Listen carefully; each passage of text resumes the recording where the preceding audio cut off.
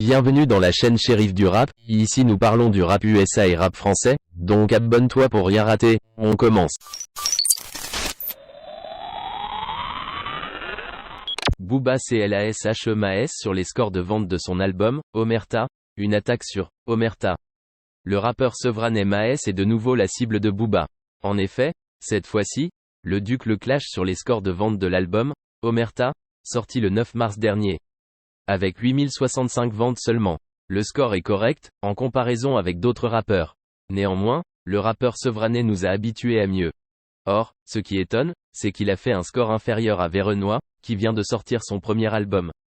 Pourtant, cela ne fait que peu de temps que l'album est sorti. Et les chiffres ne prennent en compte que les 3 derniers jours. En tout cas, B2O a tenu à en parler, à sa manière, sur les réseaux sociaux. Comme on dit au bled, tu n'as pas la science. Les salles reines *** te saluent, a déclaré le Duc sur Twitter, en légende de l'image affichant le nombre de ventes de Omerta. En outre, il envoie une attaque personnelle à l'interprète de Fetty Wap. Cependant, il ne s'arrête pas là car dans une seconde publication, il s'attaque aussi aux collaborateurs tristes de l'album tels que Niska, Gazo, Gims et Kobalade. Or, pour Keina Samet, il a préféré faire un post Instagram avec un emoji rire. Booba n'épargne personne. La pilule de la trahison de Keina Samet n'est toujours pas passée. En effet, Booba n'apprécie pas le rappeur Sevraneh. Dès lors, Maes s'est récemment uni à Rof et Gims pour contre-attaquer le Duc. La guerre se passe sur les réseaux sociaux et n'en finit pas. Ainsi, B2O est sur le qui-vive et continuera de sortir des dossiers compromettants sur ses ennemis et à les clasher.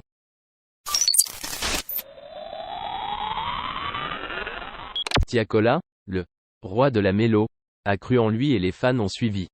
Le chanteur de 23 ans originaire de La Courneuve a reçu un double disque de platine pour son premier album. Tiako, c'est le zizou du rap. Décrit Dawala, le producteur à la tête du label Watib et rien que ça. Ce dimanche 12 mars, le jeune rappeur originaire de La Courneuve montait, à seulement 23 ans, sur la scène de son tout premier Olympia. Et comme à chaque date du Mélo Tour, son public était au rendez-vous.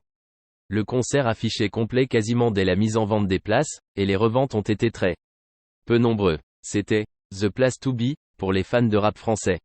La moyenne d'âge ne dépassait pas les 20 ans dans la salle, de quoi renforcer cette image d'idole des jeunes de Tiakola.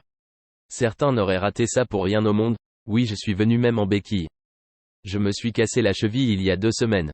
Mais je n'allais pas rater ça, s'exclame Lamia, 22 ans, appuyé sur ses 2 béquilles dans le fond de la salle.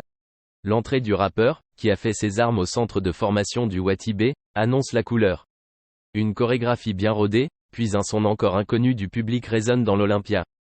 Face à ses fans, l'émotion se lit sur le visage de l'enfant du bloc, comme il se décrit lui-même. Le large sourire qu'il affiche ne le quittera pas une seule minute durant ces 2 heures sur scène. La mélo a réuni le rap français, c'était le concert de l'année, note des jeunes à la sortie de l'événement. Les spectateurs ont rapidement compris à quoi ils avaient affaire lorsque le défilé d'invités a débuté. Quelques minutes après le début du show, c'est Leto qui fait son entrée afin d'interpréter Mapesa. S'ensuivent Dadju, que Tiakola remercie du fameux Wowowa, puis Mig et Gambino l'AMG. L'artiste laisse ensuite planer le doute, j'ai beaucoup de cadeaux ce soir. Vous voulez un cadeau vous aussi? Peut-être une venue d'Aya Nakamura pour leur titre cadeau? Si la chanteuse n'était finalement pas présente, la foule n'a pas été déçue à l'entrée sur scène de ce cadeau. Cette surprise. Le groupe 4 Queues, qui a fait naître la carrière de Tiakola, était de retour pour le plus grand bonheur de ceux qui suivent le chanteur depuis ses débuts.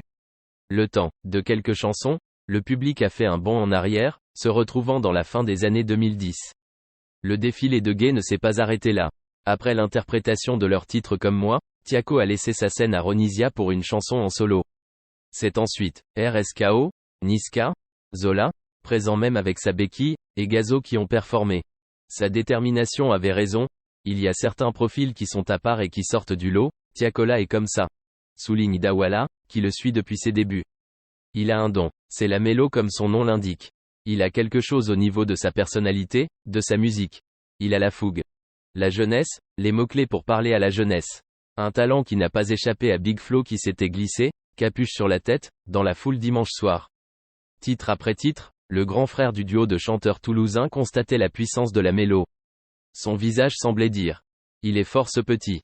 Ethan Mbappé était également présent et a félicité le rappeur sur ses réseaux sociaux.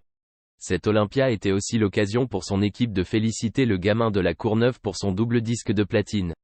Ce sont ses parents, accompagnés de Dawala, qui lui ont remis le trophée sur scène. L'artiste ne s'est pas trompé. Ma détermination avait raison, comme il le chante. Un point noir subsiste sur son année, les victoires de la musique. Le vainqueur de la révélation masculine de l'année, catégorie dans laquelle il était également nommé, Pierre Demer, a lancé « Il méritait plus que moi ». Peut-être que Tiakola aura davantage de chance aux flammes. La nouvelle cérémonie qui vise à mettre en avant les cultures populaires. Le plus dur ce n'est pas d'arriver, c'est de rester. Et il a tout pour rester, avance Dawala. Avant un nouveau projet, le roi de la mélo va poursuivre son tour des salles et festivals.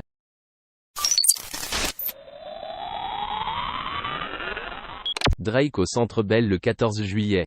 Drake a annoncé lundi les détails de sa tournée nord-américaine de 2023 avec 21 Savage, dont un arrêt à Montréal le 14 juillet, au Centre Bell. La tournée d'amphithéâtre It's All a Blur, qui débutera à la Nouvelle-Orléans le 16 juin, comprend pour l'instant 29 dates.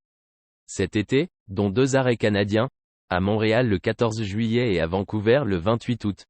Mais le promoteur Live Nation indique que des dates supplémentaires, dont Toronto, seront annoncées à une date ultérieure pour le rappeur torontois. Cette tournée fait suite à la sortie en 2022 de l'album Earlos de Drake et 21 Savage. Il s'agira de la première tournée de Drake en 5 ans, depuis Aubrey and the Three Migos en 2018. Il était venu à Montréal les 4 et 5 septembre. Les préventes de billets commencent le mercredi 15 mars. Tandis que la vente générale débutera le 17 mars. DJ Snake annonce travailler sur un album. Le Français est entré en studio pour produire de nouveaux morceaux qui seront réunis sur le successeur de Carte Blanche, paru en 2019. Fans de DJ Snake, vous pouvez vous réjouir.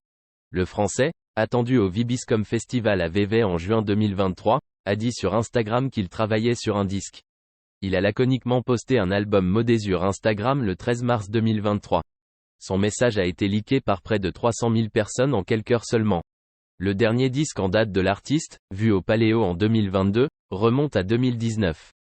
Il s'agissait du deuxième album de sa carrière, baptisé « Carte Blanche ».